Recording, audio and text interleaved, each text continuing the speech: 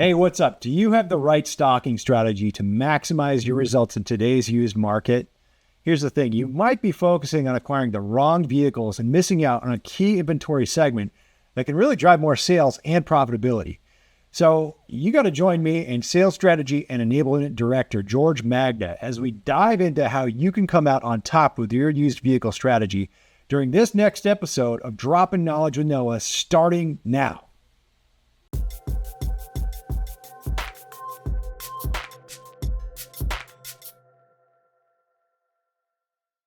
Hey, what's up, everybody? Welcome to another edition of Dropping Knowledge with Noah.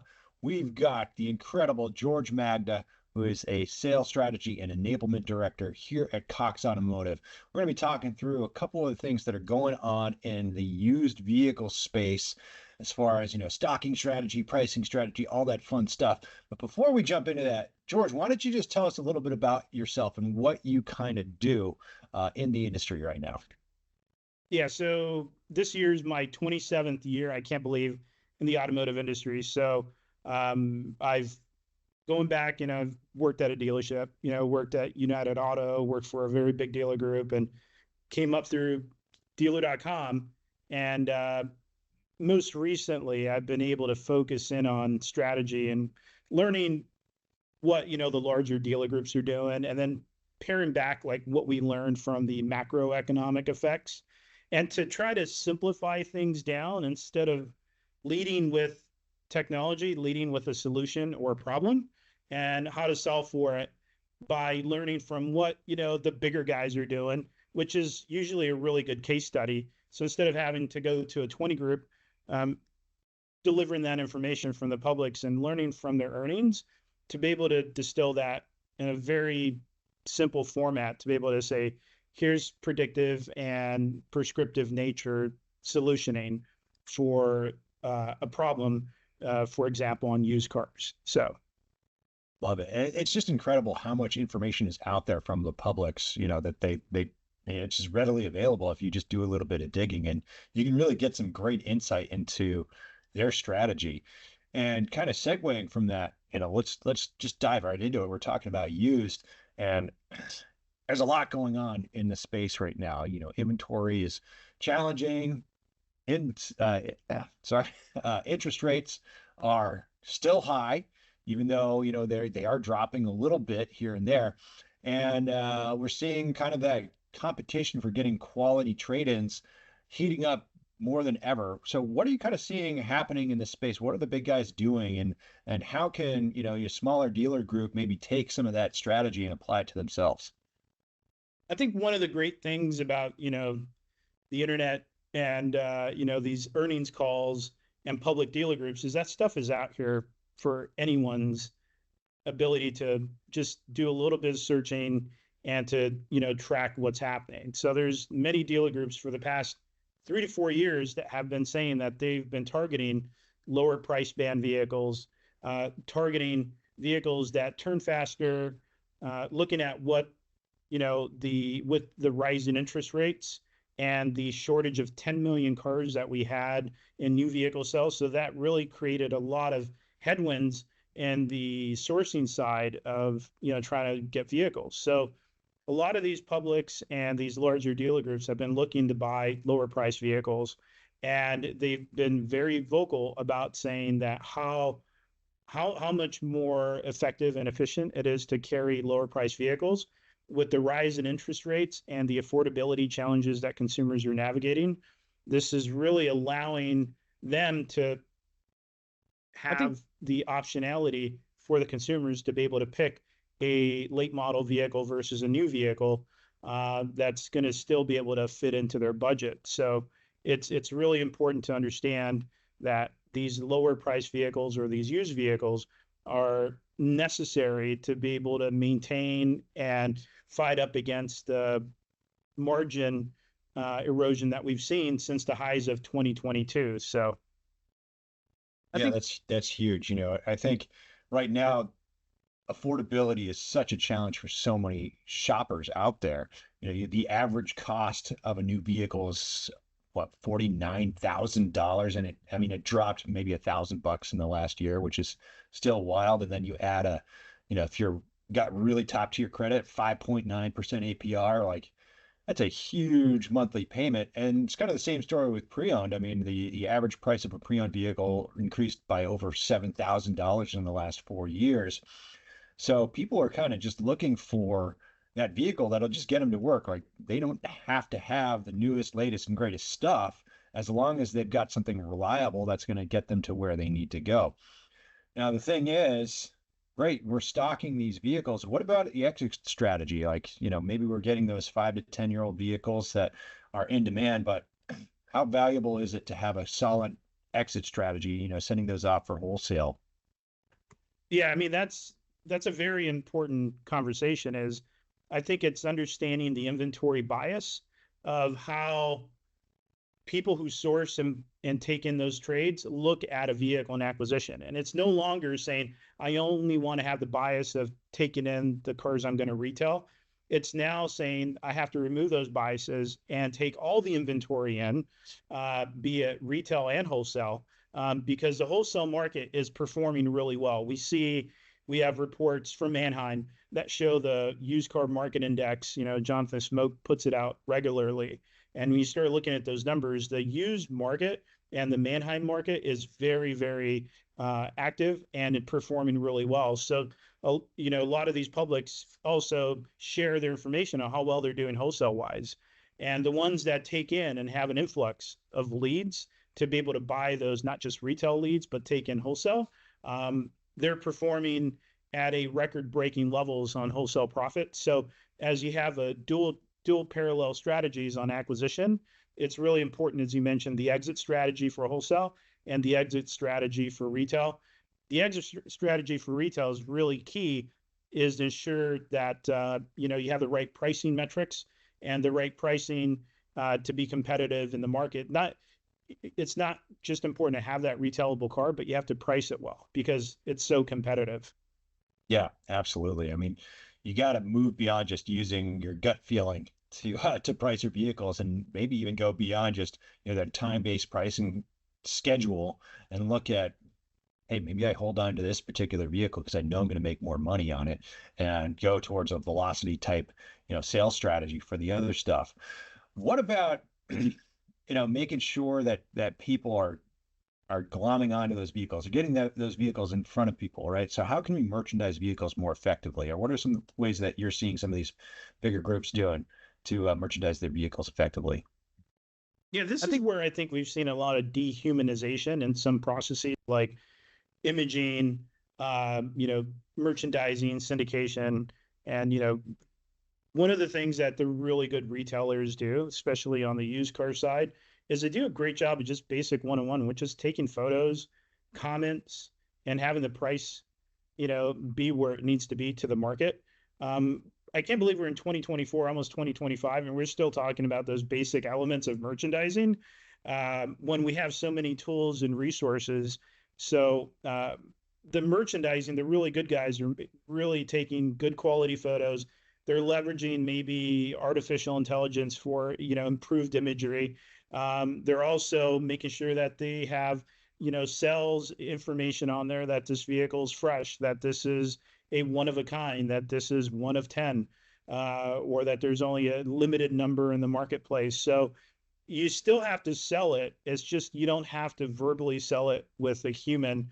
You just make sure that you have to insert those into the comments and really tell the story of what that car is and represent that car.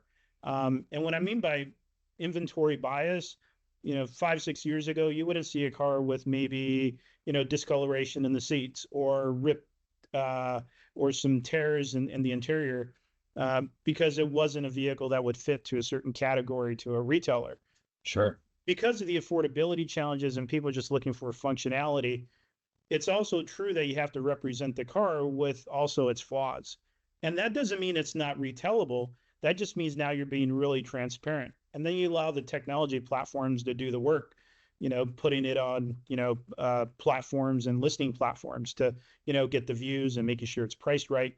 Because there's all these algorithms that go into play that help enhance the visibility of that product. So having photos, video, merchandising, all those elements will allow that vehicle to really maximize its exposure.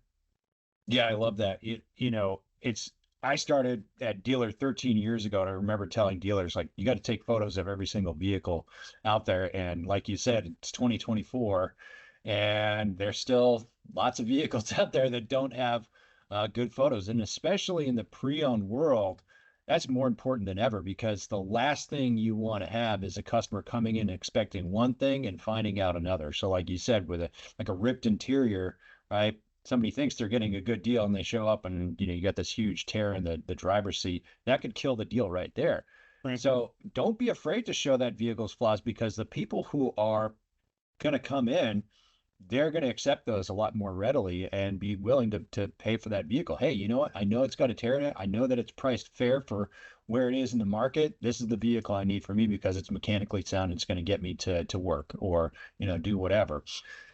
Now, when it comes to like the sales side of things, like how do we make it easier for shoppers overall when it comes to, they found the vehicle, they've shown some interest in it. How do we empower salespeople to provide that great experience in the dealership?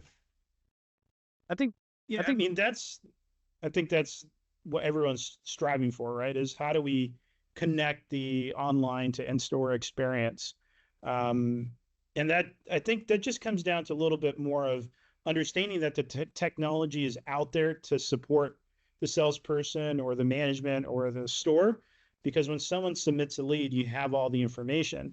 It's not helpful to have, Noah fill all the information, put in his trade, his credit, and get a pre-approval to walk in to see George. And I'm like, hey, how you doing? What's your name? Yep. Wait a minute. I spent over an hour doing this. I don't want to start over again. So it's understanding, putting in policies and procedures in place to say, wait a minute, did you do anything online? And just asking those questions to be able to say, guess what? We have this information already. Let me skip to step 12 where we're at. And the great thing is, like with the technology we have the ability to have someone come in, understand where they're at, where they left off, and kind of take it from there. But it's really assessing the current environment. And that really, I believe, helps the dealer position themselves on the more service side, because once a consumer comes in, they're already sold on the car. What they need to focus is on making sure the trade is represented the way it is, and focus on servicing and doing the right walk around and focusing on the consumer experience versus having to try to sell them. Because once they get there, it's not a matter of trying to sell them. It's a matter of trying to make sure the deal doesn't fall apart, because there's a really high probability that that customer is buying that car when they come to your lot. So, and the great thing is that technology is there. It's just how do we ensure that it's a really smooth transition? Love it. Yeah, I think you got to take a hard look at your systems and your software and make sure that it's not causing a lot of frustration for your team because they're having to re-enter somebody's information, look it up, go through a bunch of bad data. That frustration will carry over to the customer experience, and that can lead to that deal falling apart. And also, makes things last longer. And as the great Chase Abbott has said, time kills deals. So the more time that you're spending getting that person through the process, having them re-enter their information, what's your name, what's your social, all this stuff, that adds up. And the more time they're spending doing that, the less time they're getting to actually, cutting that check and driving off a lot with you. Well, that's it for questions, George. Anything else that you'd like to leave the audience with as to what they should be looking at with used car inventory in 2024, wrapping things up? I think if I could go back to your question and just to tell maybe a little bit of a real world story, I was talking to a dealer group in the New Orleans area, and he was telling me that they took in two pickup trucks. They were like 2017s. They had like 70,000 miles on them, and another one had 80,000 miles. And so when the owner got there, he asked the GM, he says, why are they sitting on the wholesale line? He said, well, the used car director said that they've been hit, and then the service manager said that there were some problems to it. So we're going to wholesale those vehicles. He goes, have you seen them? I said, no, I haven't seen them. So he walked out to go look at the vehicles. They went to go look at the cars, And guess what? They weren't really in bad shape. They're actually in pretty decent shape. Um, he said, "Hey, let's retail them." Within 2 hours of posting one of the vehicles, it was sold. And so Wow. when I talk about the inventory bias, sometimes maybe a retailer may think that's something I wouldn't drive. But when you think about the limited supply and the importance of, a 4x4 F-150, that is with 70,000 miles, it still has a lot of room to go on that car. And so removing those biases and understanding that consumers are willing to, take a vehicle with some additional flaws just because they're really struggling to find a payment. And so if we're able to I think find those vehicles and try to retail them and remove those biases and those lenses, I think you'll be able to make a few more deals. And and to be able to talk about a few more deals, the Fed today at 2 o'clock said that they're lowering, a rate cut. That immediately is going to translate to the consumer's mind that interest rates are less, and there may be a potential for an influx of more leads to come in to source cars.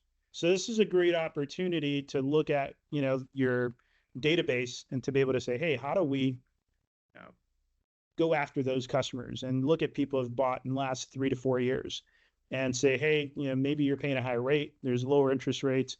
Now we have incentives where 2, 3 years ago, there weren't very many incentives, and you could trade out of those vehicles. So be prepared as the market and economy shifts.